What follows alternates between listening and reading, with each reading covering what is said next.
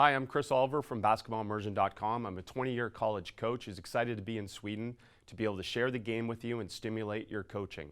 I'm here to share evidence-based ideas on small-sided games, games approach to coaching, basketball decision training in support of your federation's new document about coaching through small-sided games. I look forward to sharing all these ideas with you in today's clinic.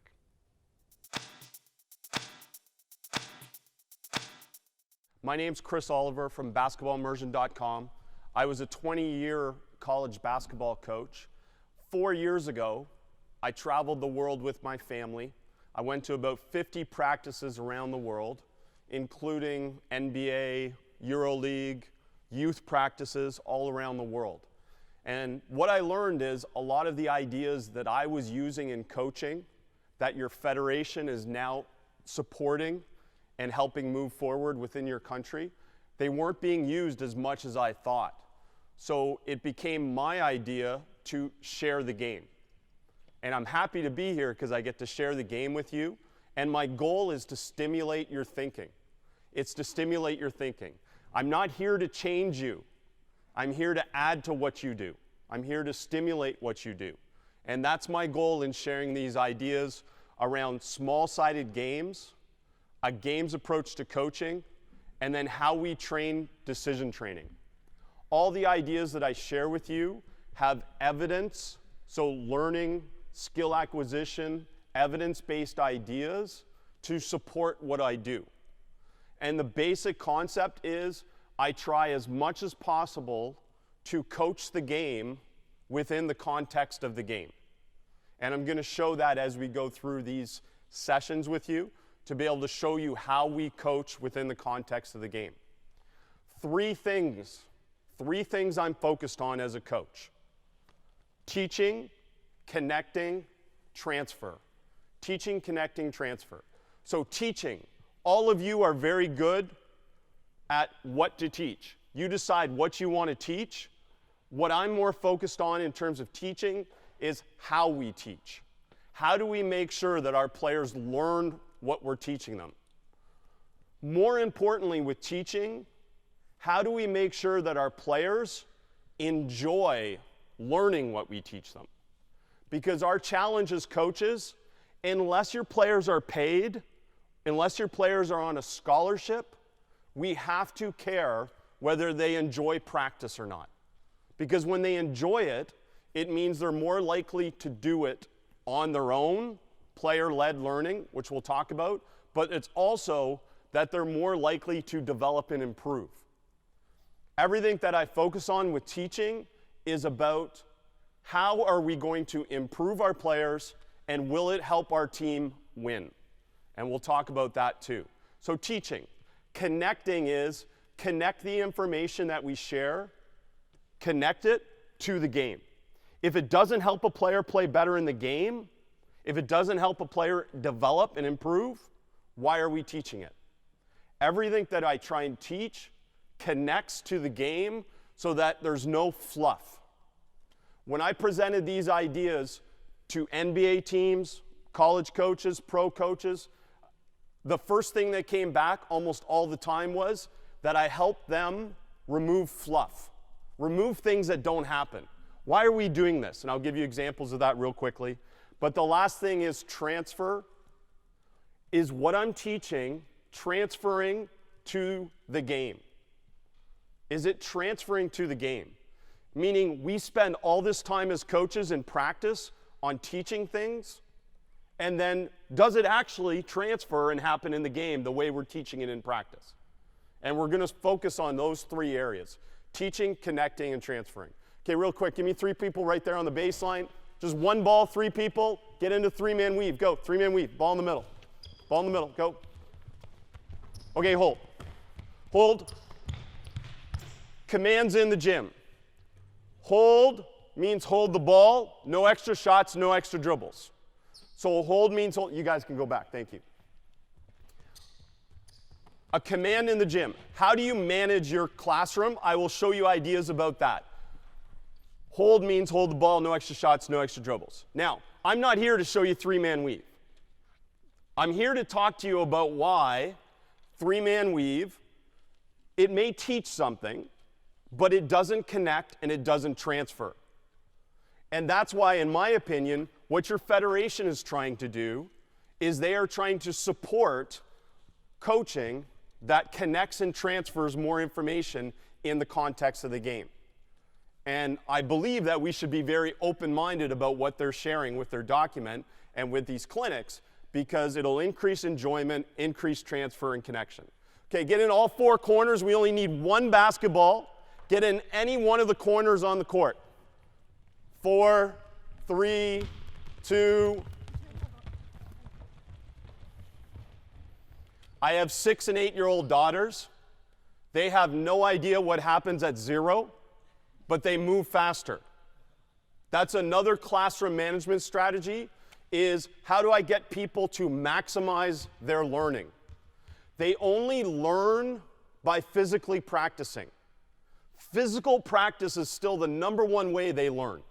We can do video, we can do a little bit of lecture, but they learn by physically practicing.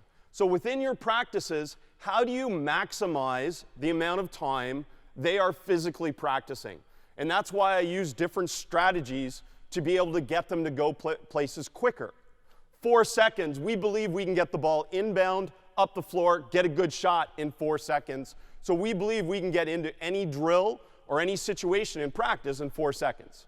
So 4, 3, 2, 1, and then we're into it, hopefully, in terms of that. And I'll talk about that more as we go through it. 3 people on here, so 1, 2, 3. 1 person on there. Can you just bounce? 1 come in from over there. Go back, back. Okay, right there. Okay, go. 3 on 1. 3 on 1, go.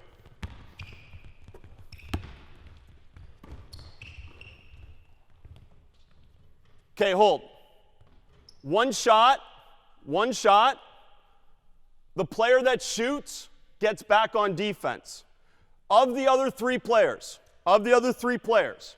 whoever gets the ball stays on. Whoever gets the ball stays on.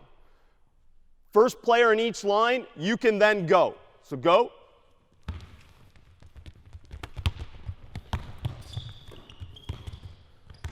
If there's a steal, the player that turned it over gets back on defense. And then you've got the ball, so we go from there.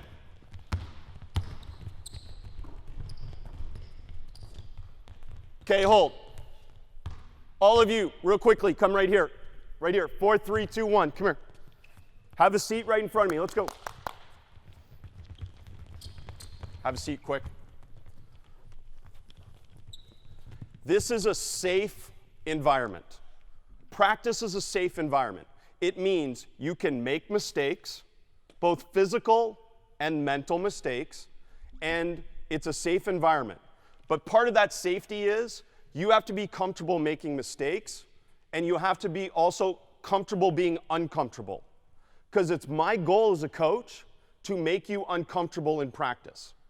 You learn through struggle. How do you make people more determined, perseverance, grit, mental toughness, whatever word you want to use? In our practices, we have to create desirable difficulties, desirable struggle, so that they struggle and they have to fight for their learning. I'll explain that more as we go through this, but part of that is I have to create an environment where it's safe for them to make mistakes. How often in your practice do you hear great effort making a mistake? Meaning the mistake is what's valuable. And we'll explain that more as we go through it. Now, unfortunately for you, this clinic is not about you. This clinic is about coaches. So I will be not coaching you, I'm coaching the coaches.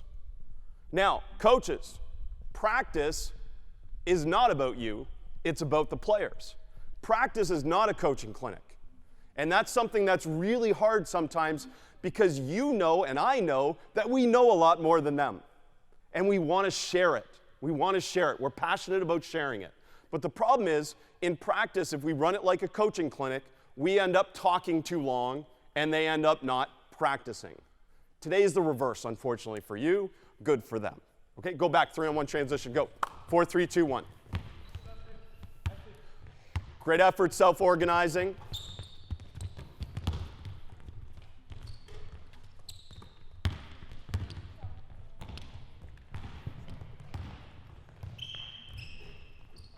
Okay, hold, hold. Perfect. Okay, you can go back, reset. So it resets. Even when they make a mistake and someone forgets to get back on defense, the drill resets. Anyways, 3-on-1 transition. It's on Basketball Immersion YouTube. If you go there, you can watch the video. But here's the thing. 3-man weave, what do you teach in 3-man weave? We teach full court running, full court passing. Okay, great. The problem is, in 3-man weave, and based on all the evidence-based research around transfer of learning, what we know is there's no perceptual information. There's no decisions. In 3-man weave, it's mindless, meaning players are memorizing a pattern and they're just moving in a pattern. So what do they not have to do? They don't have to think. If your drills don't have thinking, then they are less likely to connect and transfer information to the game. The problem is when you add thinking, what happens? It looks ugly, it looks messy, it doesn't look perfect. 3-man weave can look clean because it's simple. 3-on-1 transition, it's not a difficult drill, but you add one defender and it suddenly looks messy because there are decisions. What we know about the learning process, how players learn. They learn, first thing that happens before they execute any skill is they perceive. They have perceptual information. The second thing that happens is they make a decision. The third thing that happens is they execute the skill, and then the fourth thing is they get feedback on what they did. So think about how we coach the game, that often we start skill, skill, skill, skill, and then put them in the game, and then we want them to play great. Well, the problem is they don't know the perception, and they don't know the decision, but they're really skilled. So we want to balance that out a lot more, and the question you have to decide for yourself is, do we have to perfect the skill before we put them in the game? My opinion is no. We don't have to have perfect skill. What we have to start to do is to build perception-action coupling, which Dennis will talk about with you, this concept of perception decision before this. So in this drill right now, there's decisions. Now, what are we teaching? Same thing that you teach in 3-man weave, if you use it, full court passing, full court running, but what are we adding to that? Decision making. Just by adding one defender to a drill that is on air means no defense.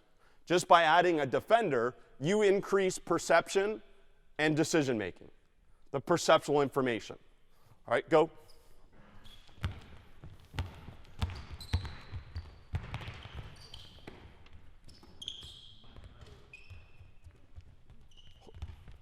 Hold, hold, hold the ball, go back.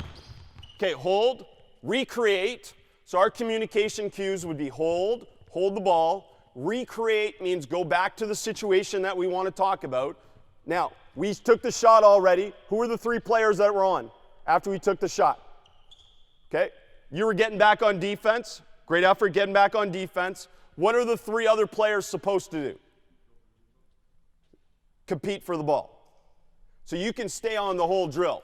So it's competitive. What did they all do as soon as the shot went up? Right? We want them to compete. We want them to decide who stays on. So that would be an example of hold, recreate, teach, short burst of information, and then let them keep going. But we're not removing them from the context to teach. The context is there, right, in terms of that. Now, as they go 2 more reps, I want you to think about skill like this. We always think about skill as the addition of something. We think about adding something in terms of skill. I want you to watch this drill as coaches and think about skill as the elimination of something. What can they eliminate to help them be better in this 3-on-1 game-like situation? Go.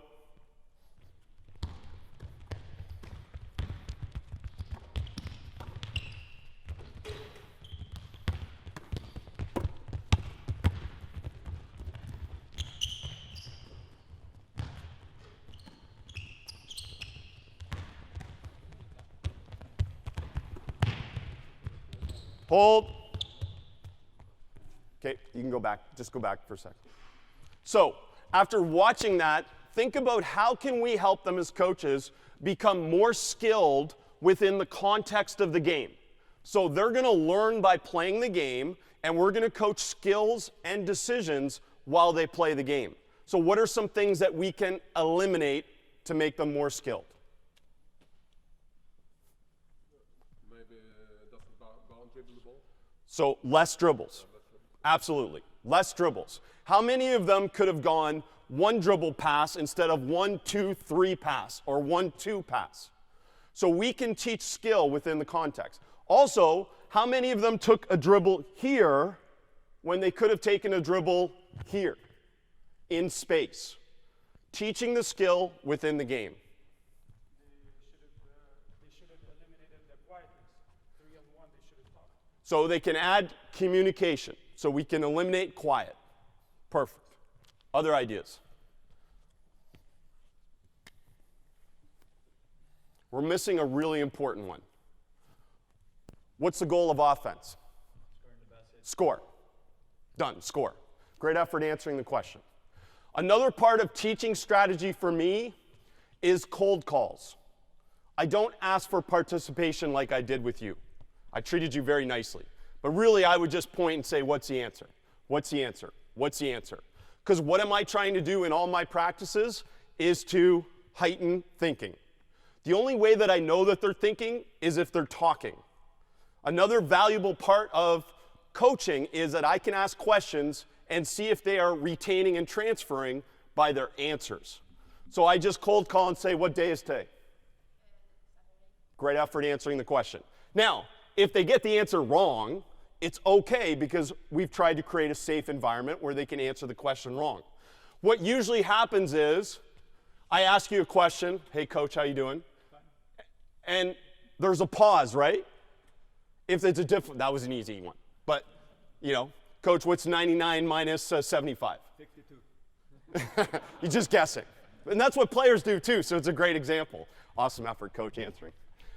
But those are examples. But we also have to get uncomfortable as coaches with the pause. Silence. Because what happens in silence?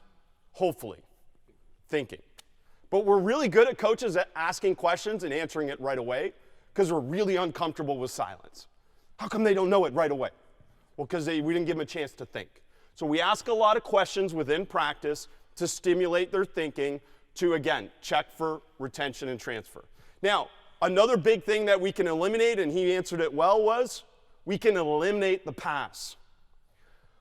The pass is valuable, don't get me wrong, but the goal of the game is to score. And you see how in this drill, they overpass. So we would teach about situations in a 3-on-1. As soon as we get in the attack area, your goal should be to score. There's no extra points for a pass. Our goal is to score. So you attack to score, drive to score, and if the defender takes away the opportunity to score, what do you do then? Pass. Passing is a secondary decision. Scoring is a first decision, right? And I think we all believe that, but as coaches, we get really involved in passing, and I'm not saying don't, but hey, it looks better when we pass the ball 19 times and we score. Oh, that's great coaching. You know what I really like? When we don't have to pass at all and we score. Much simpler, much simpler. So we're trying to investigate these ideas. We can also, within all of the drills we do, add desirable difficulties or loads. Loads of challenge. So here's an example. On a shot, if the ball goes in, the passer and the shooter gets back. On a miss, just the shooter gets back. So it's either a what on what or a what on what. What's one example? If we score, what is it? What advantage is it? Great effort answering. Help her out. 3-on-2. Right? And if we don't score, what is it? 3-on-1. Go. So we can add a load of challenge. hold, recreate, come back here, recreate, 4, 3, 2, 1. Stop. What's your thought process on dribbling up the middle of the floor? Okay, it doesn't have to be. So do you see how you phrase the question? What was your thought process? It's not, hey, you're a bad person, and I'm going to throw a ball at you. It's, what was your thought process? What were you thinking? Because often they have good answers and they have good reasons. But sometimes, as coaches, we predetermine what they're supposed to do instead of asking them, what were you thinking? What were you thinking? And maybe they have a really good idea. Now, in this example, we would talk about we're trying to hit ahead. We're trying to play fast. If someone's ahead of you, hit ahead until you get in the attack area. So if you run right now, you pass right away, boom, attack, hold, recreate, come back. Another example here, when you caught the ball right here, are you in space? Yeah. So should we take a little dribble in space or a big dribble in space? Big dribble in space. So now we can coach it within the context of the game. These different situations that come, and the idea being that she can immediately connect it to a game situation. What game situation, and depending on how you play, but what game situation would this be? Fast break, hit ahead, or advantage, hit ahead. So we would even emphasize, where would you run the lane? You'd run wide, so you'd run to the sideline. We'd say butt to the sideline, look over your inside shoulder, so now you've got space. You're creating more space for your teammates. So we connect it to the game. Go.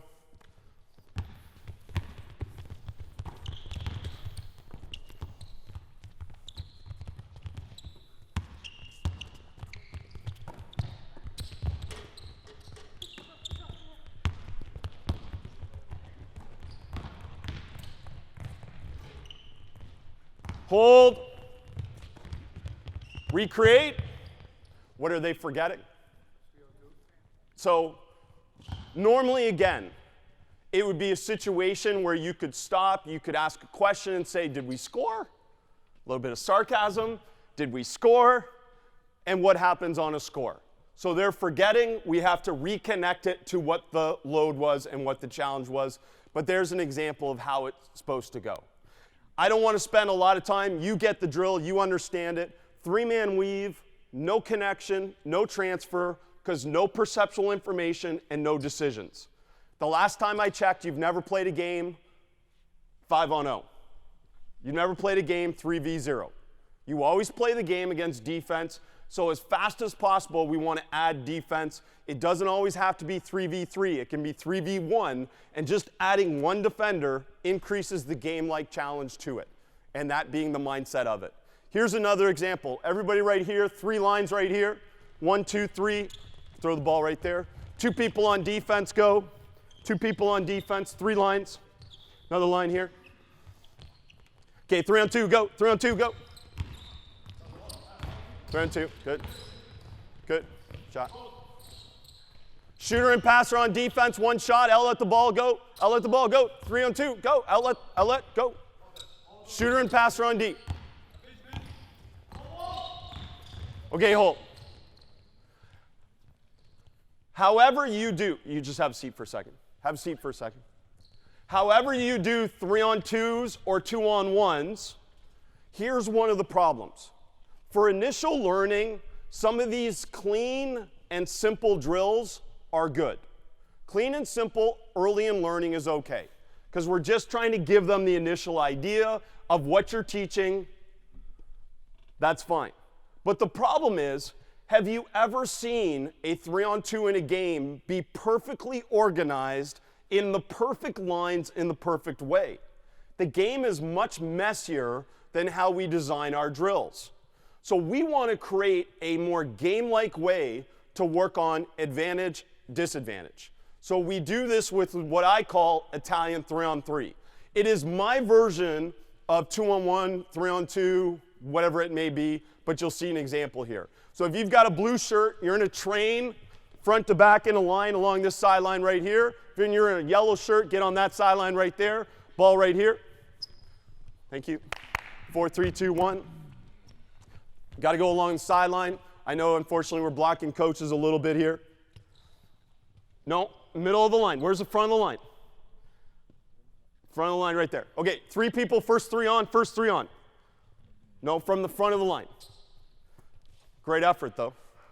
Okay, so players come on. Here's how we start our 3-on-2, 2-on-1 drill. Can you guys just sit down for 1 second quickly? All we're going to do as a coach is I'm going to slam the ball. Okay, hold. Whoever gets the ball can go to either basket. So blues or yellows can go to either basket. What we don't know is when they get possession of the ball, we don't know what the advantage will be. We don't know what the disadvantage will be. It's unscripted, it's unstructured, it's messy, just like the game. Because usually when you get advantage situations, it usually comes off of, could come off of a steal, right? It could come off of a quick rebound outlet, could come out, but it's not perfectly organized like a lot of our 3-on-2, 2-on-1 drills. So right now, my dude caught the ball. You can decide to go the one basket or the other, all right? As soon as they shoot, it's one shot. You go back to your lines. Next 3 come on right away. Next 3 come on right away. Ready?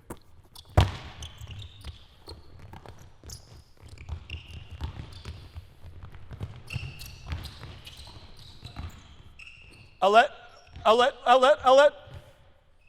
Go, go, go. Outlet, go. Quickly, quickly.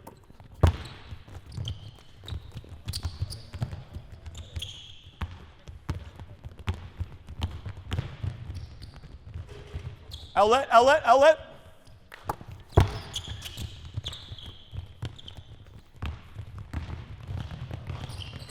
Outlet.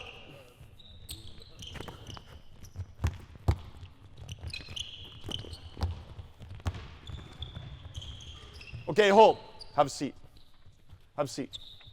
So you get the idea. The idea is, now I can manipulate it. Say you have short players that aren't getting the ball, then I can manipulate it wherever I want. I can just oh, you got the ball, go. Figure it out. You know, you can manipulate it any way you want to create any situation you want, but mostly we want them to be random situations that evolve. And you see a lot of the times early, it becomes a player going 1-on-0 to the basket for a layup, but what's always there? Where, specifically? Behind them. And you saw, we missed one, we made one with a chase defender. So we created situations where they have to work on skills in a game-like situation. Because before they shoot the layup, what do they have to do? They have to perceive, they have to decide, and then they have to apply skill. When you catch the ball, the first thing you should do is what? Recognize if you have what? By the way, I'll give you a cheat. If a coach ever asks you a question about offense, one answer is always right. Space. Just say space. Anytime a coach asks you a question about offense, just say space, and you're right. The answer is always space. So when you first catch the ball, what should you recognize? Space. There you go. See, we catch on quick, right? Catch on quick. But that's it. You have to recognize if you have space, or conversely on defense, defense is about taking away space. So we have to recognize if there's space or no space. Now, if there's space, what should my first situation be? I should then perceive if there's someone ahead of me or not.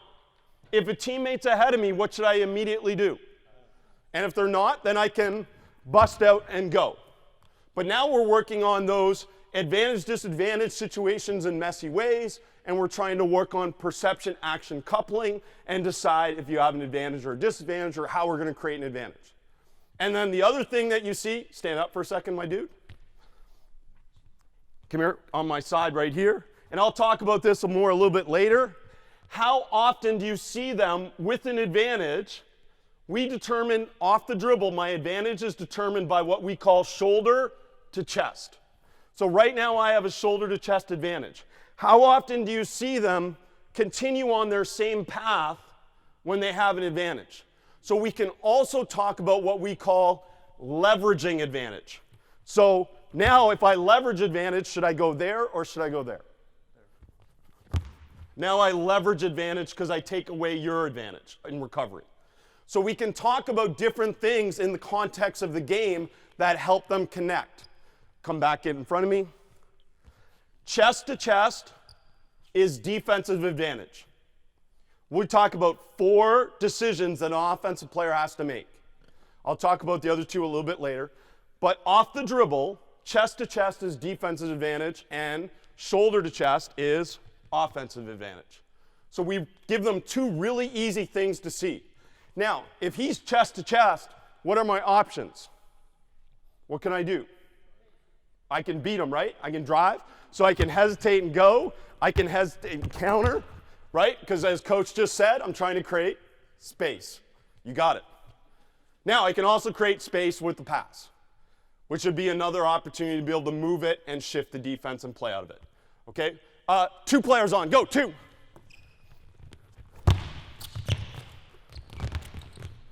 Four.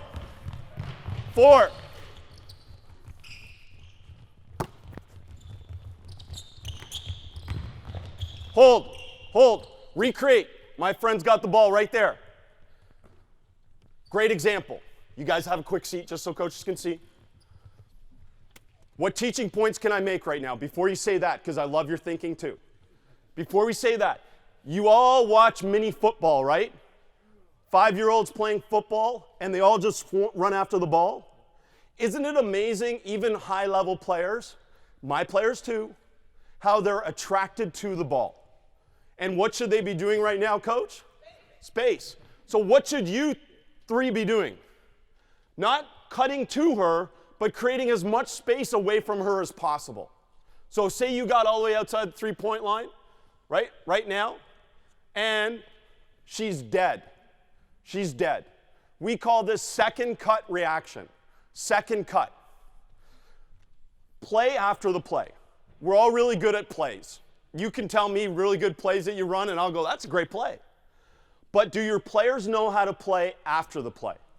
What happens after the play? Penetration reaction, offensive rebounding reaction, post-feed reaction, and what we call second cut reaction. When someone goes dead, and what happens? So, how do we create more space? Say you're defending her, jam her. How do we create space for her right now? Now, if the defense sags, do you have space for a pass?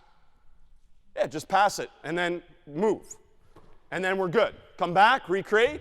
Say the defense now, she's dead, so what do? Deny 1 pass away.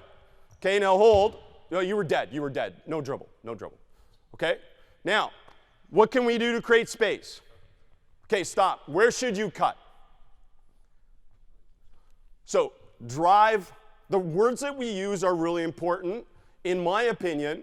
So we try and phrase things in terms of being aggressive, trying to score. How many of you love defense? Put up your hands. You're all lying. You're all lying. We know that. We know that. They're saying that because coaches tell them defense is important. Defense is really important. Defense is really important. Play defense because it helps your team win. But listen, if you want players to enjoy basketball, you want players to be retained in the sport of basketball, the most important thing we can do from youth level on up is to develop offensive skill. Because you know what's not fun? It's not fun when you're a 10-year-old and you're playing basketball and you never get to shoot in a game. Well, why do they not get to shoot? Because they're not as skilled. They're not as skilled as the 2 or 3 other players. That player isn't going to stay in the game of basketball, even though in 10 years, they might end up being a better player. But they're not going to stay in basketball because they don't get to shoot. They don't get to play. So that's why 3v3 is awesome. More touches, more opportunities to play, dribble, shoot, pass, right? But we've got to spend more time developing offense. Defense is not complicated. Defense is not complicated. Play hard, play together. Play hard, play together. But offense is definitely more difficult to develop. We need to focus on offensive skill. Here's the other thing. I get asked a lot, how do I help my son or daughter become more confident? more aggressive. Get them more skilled. Skill equals confidence. Skill equals confidence. If they aren't skilled with the basketball, they won't be confident. So we need more development of skill within the context of the game because it'll help them be more comfortable playing the game. Now, that's not to say that they don't do, here, give me the ball. That's not to say that on their own, they don't do all this to get more comfortable with the ball, right? Player-led development is the most important thing for them to get better. There's only so much you can do as a coach. You have 2 hours of practice once a week, or you have 1 hour of practice 2 times a week. That's not enough. If you want to become a better basketball player, it's not your parent, it's not your coach, right? It's you. He's got to do it on his own. I've never coached a good player that hasn't led themselves to becoming a better player. That's it. So they need to spend time on all that stuff. But when you run practice, you need to spend time, in my opinion, on them getting better at playing the game. At playing the game. So drills like Italian 3-on-3, etc., help them do that. Help them do that. Okay? Everyone down here, get on the baseline. Give me your best shooter. Who's your best shooter? Who's the best shooter? You can be the passer then. Passer's got the ball. Okay, just pass them the ball and shoot. Just pass them and shoot. Just pass and shoot. Just keep shooting till you hear hold. Isn't it funny, though, when you ask who's the best shooter and how they're all shy about that? Again, skill equals confidence. They should all put up their hand. Hold. The best shooters that I've had on my teams are often the ones that believe they're the best shooter. It's not the one with the perfect technique. It's the one that's put in the most repetitions, and it's the one that has this unbelievable false confidence that they're the best shooter. Right? It's unbelievable. They just believe every shot they're shooting is going in. That comes from repetition, and in my opinion, it comes from connecting the game more to the shots, which I'm going to show you now. Part of small-sided games and player development is connecting the skill to the game. So right now, he's shooting repetitive shots from the same spot over and over again. That's called blocked practice. The same shot from the same spot with no variation. Is that increasing his thinking? No. That's mindless. So those repetitions, go to the elbow, go to the elbow. He shoots 10 in a row from the elbow. That, to me, is only about comfort and confidence. Comfort and confidence. But what it doesn't do is he doesn't have to fight for his learning. He doesn't have to make any decisions. So we're not connecting the game and the skill together. It's okay initially in learning, and I'm not saying don't practice isolated shooting. What I'm saying is that as we evolve, we need to add decisions to shooting, because the shoot or drive pass decision is a huge part of the game. So we have to train that. So I'll show you how we start to train that. Okay, you got the ball? Now, when you pass him the ball, hold. If your hands stay out, keep them out, then you pass the ball back to him. If his hands are down, pass it. Just keep your hands on your side. Then he's going to shoot the ball. Okay, start it. Now hold. We got to get a little bit more game-like here, so I want you to get a little dance going. A little dance. There you go. Each time you catch it, you've got to make a decision.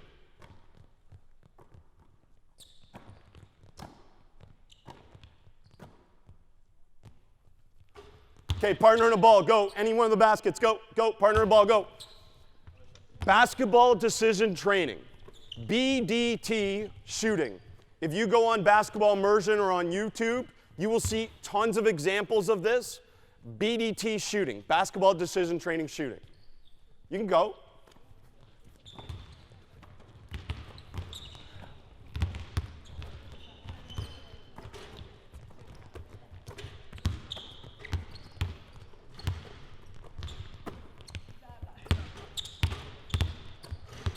Hold.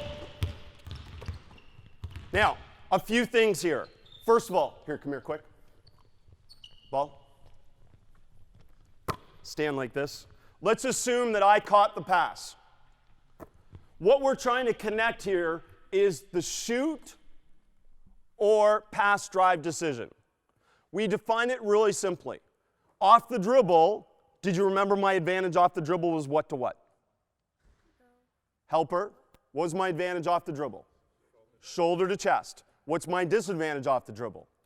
Chest to chest. So if I catch it with more than arm length advantage, what should I do? Shoot. And if I catch it, put your arm out, with less than arm length advantage, then I'm into the pass or drive decision. In this example, because we've given them a constraint, they can only pass or shoot. They can only pass or shoot.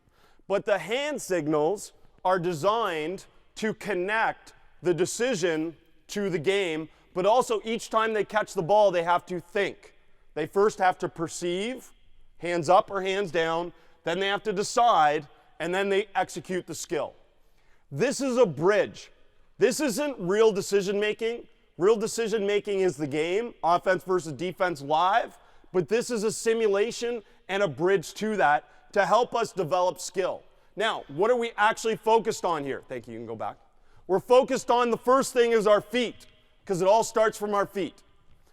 I coach the same way as a traditional coach. Footwork is king. Footwork is queen. Footwork matters most. Okay, everyone hop on one foot. Hop.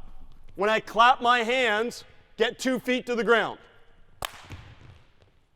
When I clap my hands, get 2 feet to the ground. Hop.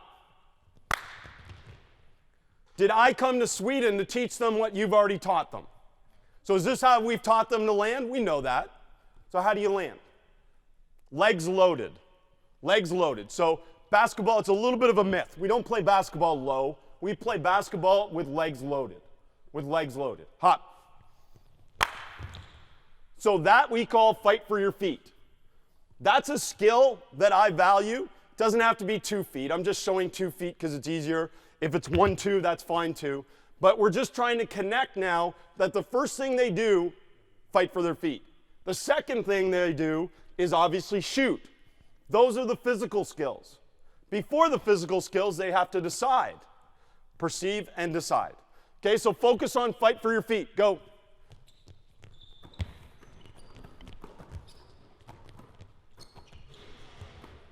Every time there's a rhythm to it too, which I'll talk about. Hold. Another thing in the game is, how often, ready? How often do you see that pass anymore? The chest pass right in the middle of your body. Why does that not happen? Because as coaches, we've taught defense so much better than we used to. There's always someone there. So I can't throw a chest pass from the middle of my body, so I've got to learn how to step outside my body, step across my body, and behind my body. So any pass they can throw, but no chest pass. Player under the rim, for consistency of learning, you throw a chest pass right now. But the player on top, the shooter, no chest passes. Shoot two, and then switch. Go. So we can add any type of skill to it we want. Fight for their feet, sign their shot as their follow through, whatever it may be.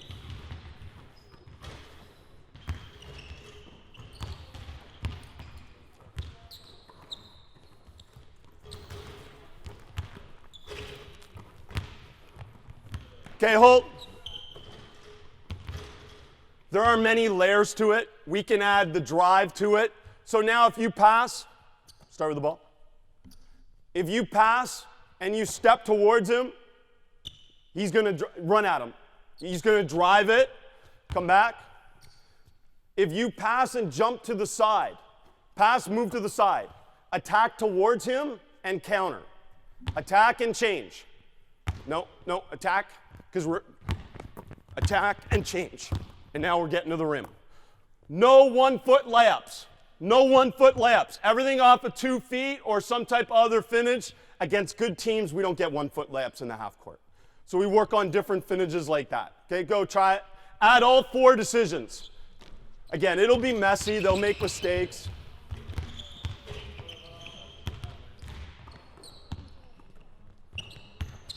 Counter. Yeah, you can talk to her.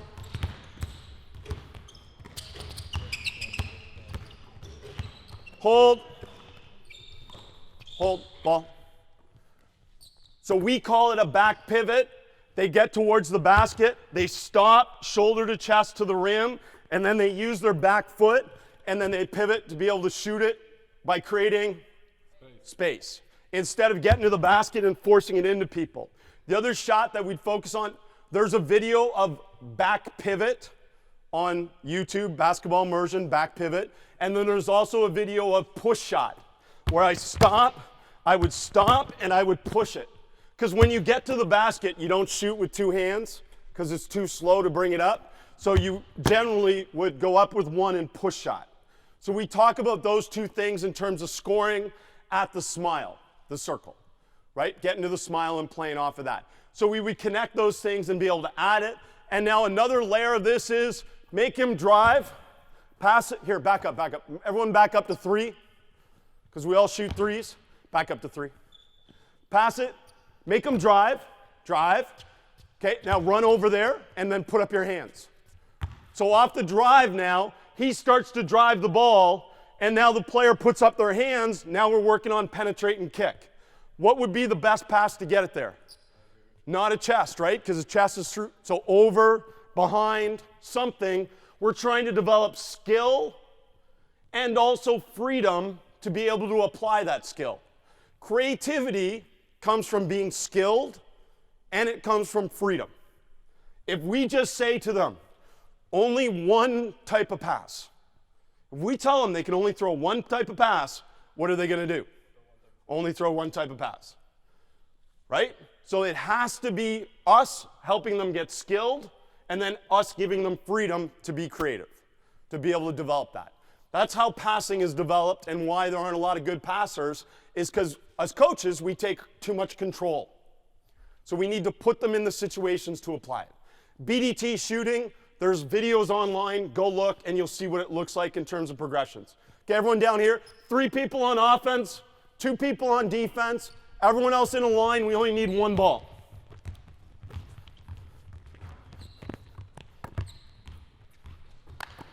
Okay, just get in a line. Know who's in next. 1 line under. It's too many players. We would do it at both ends, obviously, but right now we'll just show it at one end.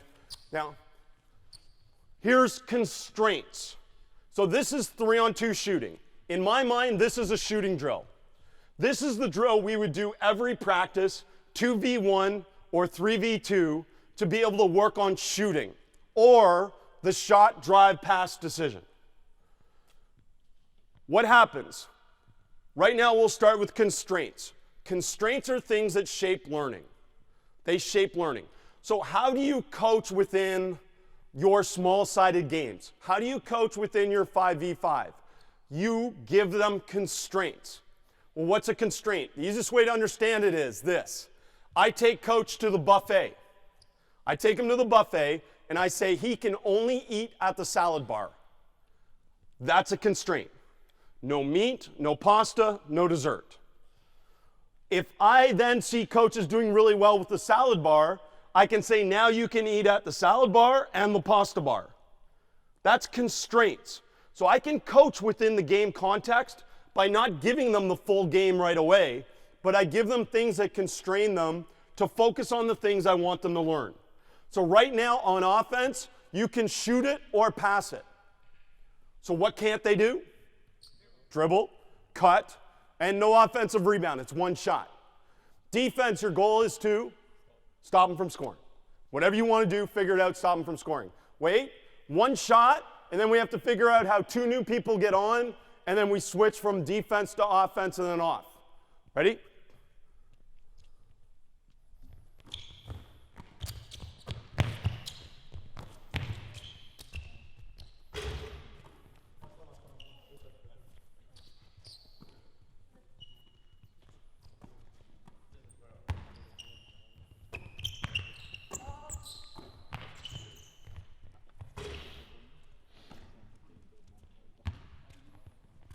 Hold. How hard is that to watch? It's hard, right? For me as a coach, Right now, if someone just walked in the gym and saw that, they'd be going, what's this guy doing? What's this guy doing? Because it looks messy, it looks disorganized, and they're not talking, as Coach said, as much as they should. But we need to develop leaders and followers. We need to develop people that lead themselves. Again, if I always give them all the answers, they never have to think.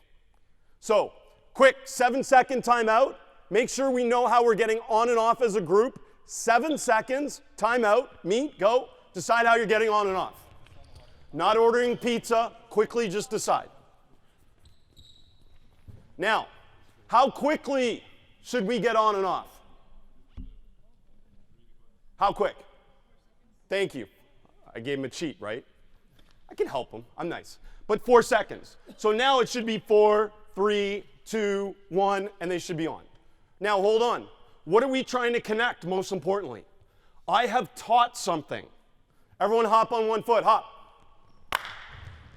What do we call that? Fight for your feet. So I've taught something, but now it's not enough to teach something. I have to teach it, and I have to connect it and transfer it. Teaching, connecting, transfer. So right now, teaching is great, fight for your feet. But I should see it now. And if they're not doing it, then I have to hold them accountable to what I teach. So if they're not doing it, then we will hold, recreate, and I will teach and connect. Because it's important that they fight for their feet. Now, before we do that, let's get our little simulation, get our little dance on. Not defense, just offense. We're good. Okay, ready? Let's go. 4, 3, 2, hold, recreate, go back. What should we be doing on offense before we catch so we can fight for our feet? Now hold. Also, do you see how I've never coached them? I don't know them. But what do they do more than shoot? Pass. Almost every time every player's caught the ball, what did we say the shot drive decision comes down to? What is that? So if more than arm length away, what should you do?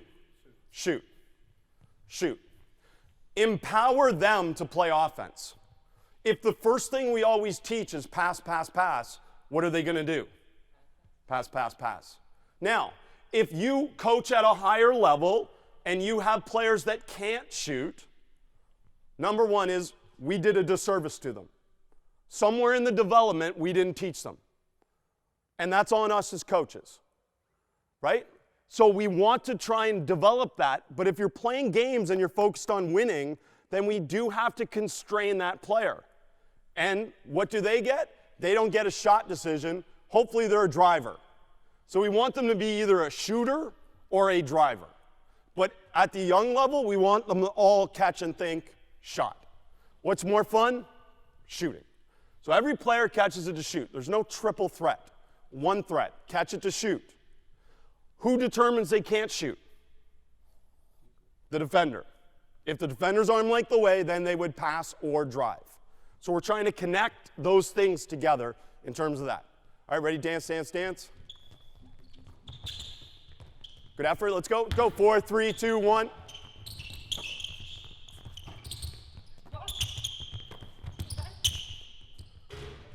Four, 3, 2, 1. Hold. Hold. Start again. They're doing a pretty good job. Now, think about skill as the elimination of something. What can they eliminate that can help them take advantage of advantage faster? Because your advantage right now is 3-on-2. What can they do to help them take advantage of advantage? One is, we said, if you're open, shoot. Another one is, can we eliminate the step to pass? Because again, in watching the game, start with the ball over there. Can you back up a step? I'm you. If I'm watching the game, if I catch it and I have to pivot and step to pass, does that speed me up or slow me down? So if I can learn how to do this without stepping, it speeds me up. Same thing on a skip. Say I catch it here and I can skip without stepping, They all won't start there, but that's the advantage.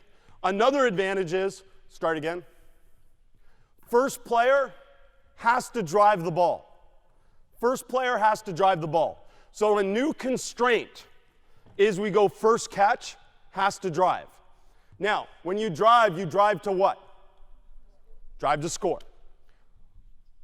We could go first player has to drive and pass, but then what should the defense do if they're smart? Not cover the drive.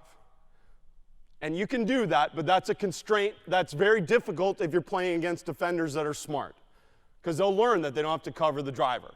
So we always say the first drive can always score, because then they have to cover it, right? Now, then you're working on penetration reaction. So give her the ball for a sec. If she drives baseline, you would go corner, you would go fill, whatever your terms are, come back. If you went middle, then we both push. We call it push or pull, whatever you call it. But that's us working on penetration reaction and then working on this 2-on-1 advantage, hopefully, on the weak side. If you get to the smile, though, what should you be trying to do? Try and score.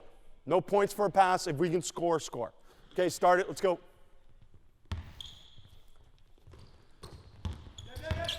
Hold. Go back. Recreate. So, another really important example, in my opinion, of skill and watching really skilled players from around the world at the youth level is they're more skilled if they don't have to touch the ball with their other hand to pass. If they can pass off the dribble with one hand, we could create that constraint right now. If you're off the dribble, you can't touch it with the other hand. Or we could say 2 to 1. It's got to go two-hand pickup to one-hand pass. But that would be an example of introducing a constraint to help shape skill. I could say you can only throw behind the back passes. Like I wouldn't, but you could. Whatever constraint you want to introduce here. But that would be an example. If you passed it off the dribble instead of trying to pick it up, you would have made the right decision. Okay? And by the way, they can make the right decision but not get the right outcome. You have to evaluate decisions independent of outcome. And that's very hard as coaches, because the bottom line still comes back to, did we score or not score? But sometimes they can make the right decision and not score. And that means we're improving. Okay, ready? Go. 4, 3, 2, 1. No, start again. What's the constraint? Great shot, though. Great effort shooting. Okay, anyways, you get the idea. Now, hold. Our challenge for coaches is that we tend to be very nice people, like you all are, and I am, hopefully. And sometimes we're afraid to stop them to coach. I will stop my non-negotiables all the time. Things that really matter to me. So if they don't fight for their feet, you see how some of them catch it like this? Just feet down. Like, I want them to work on their ability to go action-reaction. So we'll say hold, recreate, go again. Or if it's only one player making the mistake, okay, sub, let's go, come here, and I'll go for a walk and we'll talk about it with the one player. I don't have to stop it for the whole group if it's one or two players. But if it's the whole team, then I have to reconnect them. And how do I reconnect fight for your feet? Remember? Hop on one foot. Why are we doing that? We're doing that so you apply that on offense. Anytime in my practice, I can stay hop on one foot and reconnect them to fight for their feet. Right? But I can do, not just with the footwork, I can do that with anything I want. And that's the idea of being able to connect and reconnect them with what you're teaching in terms of the skill. All right? Let's go 3v3 real quick. Ball's here. Right there. You got the ball right here. Actually, you two get off for a second. Just get off. Okay, start here underneath the basket. Right there. You got the ball. 3-pass one-on-one. 3-pass one-on-one to work on the shot, drive, decision. So you're going to run at him, pass, pass back, and then stop. Your last pass is underhand. Okay? And now it's live one-on-one. Go.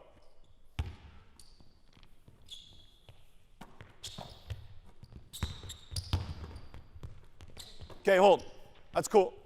Now, at the beginning of our practices or pre-practice, before formal practice starts, instead of our players shooting or shooting from half court, they have to find someone and play one-on-one.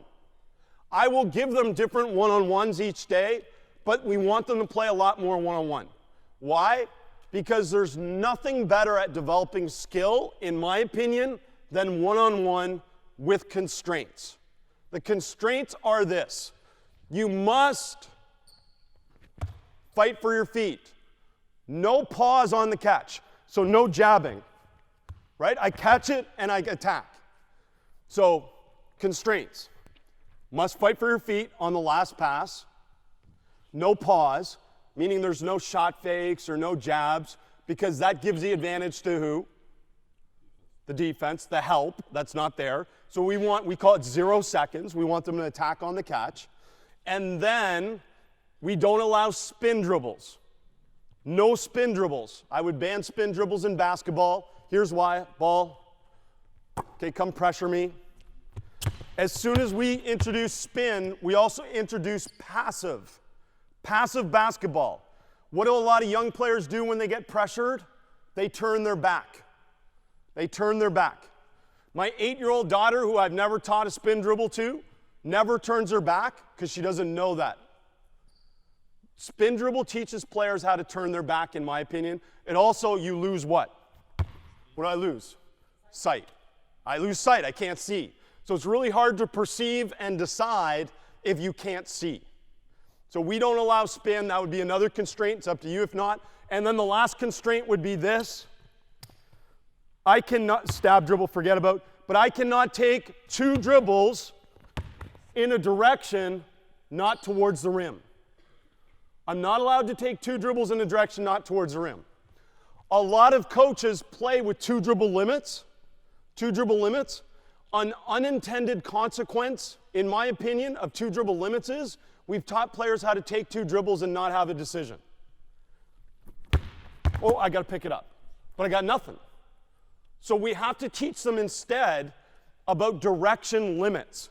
I catch it, and if I go there and you cut me off, he's what to what? Just.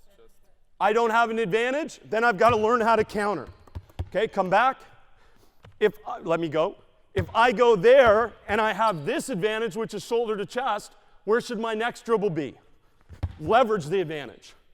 So we want to talk about direction. Third thing is this, is he cuts me off, then we can work on protection plans, right? Respace, pullback dribble, whatever you want to call it. Off of any pullback dribble, we would usually initiate a pass. Because you stop me, I don't want to be stubborn and keep going. So we would introduce one-on-one with those constraints and then play. Does that make sense? I'll show you more one-on-one this afternoon. Okay, get those players back on. Here's where we want to go with 3v3. Every one-on-one drill we do is a starting point for 3v3, 5v5. So right now, you're going to play 3-pass one-on-one. You guys, where would you be on defense when the ball's on top? You're in the gap, you're in the gap. Okay, good, go. 1, 2, 3, stop. They play live one-on-one. What we want to work on is actually start flat. You guys on the wing, start flat. Yeah, you guys start in the corners. You can put them any spots you want. You can have 2 side. You can start them in the corners. But right now, the constraint is this. When you drive, you've got to Ginobili pass it to the weak side. So if you go that way, you got to throw that way, and if you go that way, you got to throw that way. But then you need to empty, and that starts our live 3-on-3. Okay? Go. Sorry? Yeah, you're live. Just get out. Look, respace or post, whatever you want to do. I don't know what you're taught, but okay, it's live. Let's go. Okay, recreate, start again. Start again. Start again. Don't lift out of the corner, because what are you creating first? Space. So don't come up until you know. Because if he drives towards your side, do we want you to come up? Hold the corner. If he comes away from you, then lift. Push or pull. Okay, ready? Go. Just. Drive. Good. Lift. Good. Tack. Live. Hold. Hold. Hold. Recreate. Pass. Ginobili. Catch. Right there. You passed it. Drive it. You caught it. Hold. What would I coach in that situation that would help her and our team according to what I've taught you already? What should she be ready to do? Shoot it. What did she do on the catch is she paused. Unless you are a Jedi with mind powers that can move the defense, there's no advantage, in my opinion, to the pause when the ball is hot. Like the ball's hot, we have an advantage. The pause only comes into play off a ball screen, off of the post up, or maybe off of high post if you isolate a player in the high post. Did you have arm length advantage? Let's say yes. Then what should you do? Shoot. Now, if she's not a shooter, I know you are, but if you're not a shooter, then what would we tell her to do? Drive it. And drive to score. To score. You're not just visiting the basket, you're trying to score at the basket. So we'd introduce that and drive to score. Okay, we'll get 1 second. Go, show them one more. Show them one more just so they can see it. And then we have 15 minutes of questions. Awesome. Go, figure it out. Sub, go. 4, 3, 2, 1, 4, 3, 2, 1. It's just in threes. Okay, hold. Who's the other player? Just someone else go. Okay, now hold. You start with the ball. Play there. You're in the corner, right? Start in the corner. Okay, and now we can have the same rule out of a different spot. So she's got to drive and kick, and then it's live off the kick. Okay, go. 1, 2, 3. 1, 2, 3, live. Tack. Okay, fill or pass. Play. We get it? Cool. Let's give them a big hand. Thank you. Go have a seat for a second. If coaches have a question, I'll bring you back out. I will build on a few more of the 3v3 and then the 5v5 this afternoon, but hopefully the basic concepts are there. Coach, question? Just in this drill, did you want the first guy to score? He can score. Yeah. He can score. He didn't have to make that pass. He didn't. The first time I think he was trying to score and he fumbled it, but he can score. Now, again, early in learning, I would probably say the defense has a constraint that as the player drives away from you, the defender who's on the weak side has to take one step in to make that pass open. But later in learning, you can score, right? It's on them to stop you. And really, good defense is the weak side that they would be in and not out. Great question. I have 15 minutes where I can answer any and all questions. There's also another option if you don't want to ask the question now. I'm here all day, so come talk to me. I'm happy to have a conversation about anything. You can also talk to any of the coaches that are here and ask them, and Camila especially will pass on any questions to me. She's wonderful at that and helped me a lot last time. But I'm here to help you and answer questions, and if not, I will fill the 15 minutes, but I'd much prefer to help you. Questions? What do you say about two-hand chest passes? Is that... So I'm not saying they don't exist as much, but they don't happen as much. I think there's a basis in teaching them. Okay, just give me a ball. One of you come here. Yeah, come here, friend. Okay, so here's the thing. When I see drills like this, ready, we're going to pass and slide. Okay, great. Am I teaching passing? Yes, I'm teaching passing. That is an initial teaching drill maybe, but beyond that, is there any perception and is there any decision? No. So does the chest pass happen? Yes. But where does it happen? Go up the wing, right here. You're going to that rim. 3-on-1 transition. How were they throwing chest passes? Does anybody know how they threw chest passes in 3-on-1 transition? Running. So usually off the dribble and hitting ahead. Chest passes happen a lot off the hit ahead. Chest passes in 3-on-2 advantage. I catch the ball and I have that type of pass. The game of basketball is played more outside your body than it is inside your body because there's defense there. And that's one of the advantages of playing more often versus defense, is because you get used to that. If we do a 2-on-0 passing drill, ready? I'm going to drive and just stay there. I drive, and you see players throwing that pass. The problem is, without a defender there, would they ever think otherwise? Like, that's open. But if you put a defender there, is it open? No, because then they'd have to come up with that or that, right? They'd have to come up with a different solution. And that's what's important about having a defender. Let me show you real quick. Get 3 people on offense, 1 person on defense. 3-on-1 penetration reaction. This video is on YouTube too. Defense have the ball. Okay, ready? We're going to pass there. You're going to fight for your feet. Pass there, fight for your feet, and you're going to drive the ball baseline. Go. Swing it. Quick. Quick. Quick. Drive it. Now hold. Hold. I know, you worked hard. I like that. She can't score. So if she can't score, who should you cover? One of the other 2. So right now, she goes baseline. Go, where would you go? Fill, corner, and now say you dropped, where should she pass?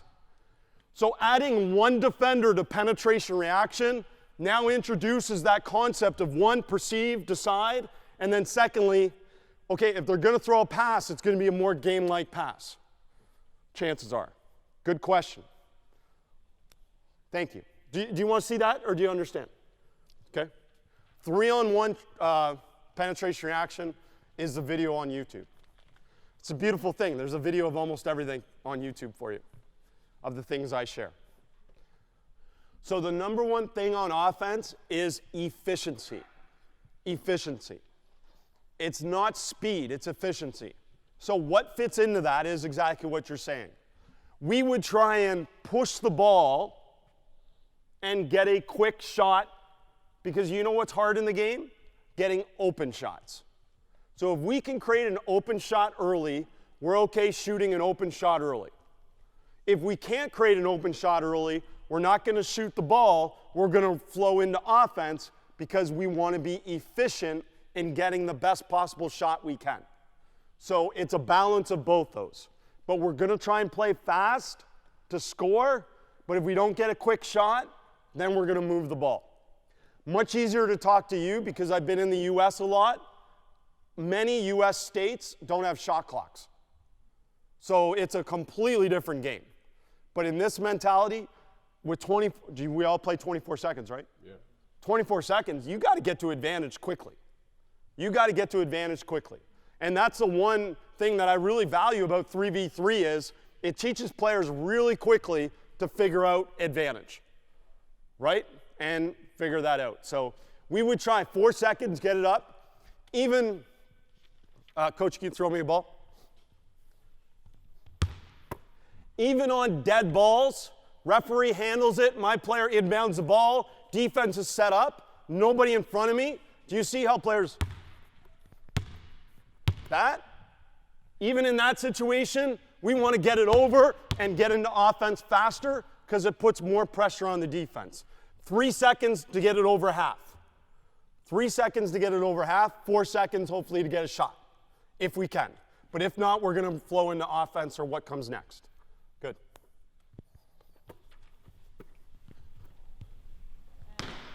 When the kids are younger, well, I would say actually at all ages, you would have some people that have more confidence or they have a lot more of the ball. Yeah. So if you only focus on attacking and scoring, how do you see that you're developing the confidence of the others if it's only the most developed or the most confident player? Would it be to constrain them or separate them and have them just do? Yes. So the question is, when it comes to gameplay, at youth levels especially, there's going to be 1 or 2 players that are going to be better than everyone else. So the question is, when you're in the game, do you constrain them? Saying, hey, listen, you've got to pass, I don't know, every 3 possessions, you've got to make sure you pass. Something like that is a constraint. It comes back to philosophy. First is philosophy and values for you or your club or your organization or your federation. If it's about development, then that's fine. My argument is always that has to happen in practice, and it also has to be, it's a difficult conversation, but why are your best players your best players? Sometimes it's a physical advantage really young, right? But we should try and remove physical advantage, and we should be focusing on skill advantage. So if it's a skill advantage, why 2 or 3 players are better than other players, then I never feel bad about those players dominating the game because they've earned the right to be the best players. And why are they the best players? Is it because I made them the best player? They made themselves the best player. So what we need to do is we need to explain to the other kids about how they become better, and then we have to help them become better. So my mindset would be more to constrain practice and help other players develop more skill and confidence within the game in practice. I'm not saying you do this, but if we just do drills in practice, right? If we just do 3-man weave and 3-on-2, 2-on-1 and drills, it doesn't give those other players a real chance to develop game-like skills and game-like decisions. So they're not going to get better. No player is going to become more confident playing the game in 3-man weave, because 3-man weave has no connection to the game. So we need to play the game in practice to help those players get better, in my opinion. And hopefully that makes sense. But I do believe that the best players are the best players, and we shouldn't be limiting them from being the best players, because they've earned the right to be the best player. And in the pyramid, those players are the ones moving up. But we coach the other players to get better, and we raise them, right? Look, in the absence of effort, none of this matters, right? As a parent, as a coach, I am not your motivation. The fact that Hollywood says it portrays coaches as motivators is a real problem. Because you know this. No speech you've ever gave has motivated a player to become better. They got to want to get better on their own. And that's a self-motivation, right? And I know that even more as a parent. Now, what I should do as a coach, create conditions for them to be motivated. Create an environment for them to be motivated, which comes back to what your federation is trying to do, which is trying to get us to coach more games in practice. How many of you still play pickup? How many of you still go play 5v5? You know, you play awesome. Do you ever do 3-man weave or shell drill before you play? No. Because it's not fun, right? So look, we have to connect the game constantly to players because we want them to develop and improve and enjoy practice, play more basketball in practice. You know why? Because they like basketball. They like playing basketball. And that's a huge part of that question. It's a great question. But it comes back to philosophy. I got one more.